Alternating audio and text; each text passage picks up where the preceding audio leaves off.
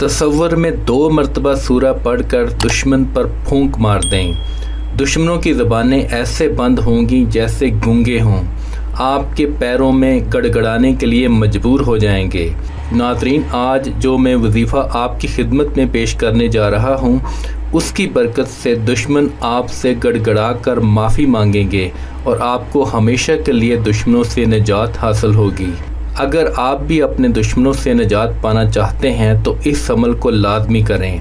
अमल और ज़रूरी हिदायत। आपने नमाज फजर के बाद सूरह अल-मुम्तहना को 2 मरतबा पढ़कर दुश्मन को तसव्वुर करके फूंक मार दें और साथ में 3 मरतबा दरूद पाक पढ़ें।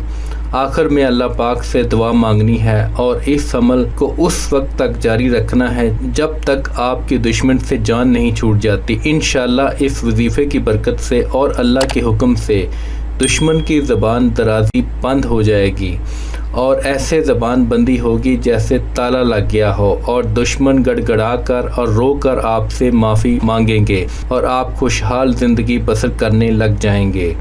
अगर आप अपने लिए दुआ मांगने से पहले दूसरों के लिए दुआ मांगेंगे तो इंशाअल्लाह आपकी दुआ ज़रूर कबूल होगी।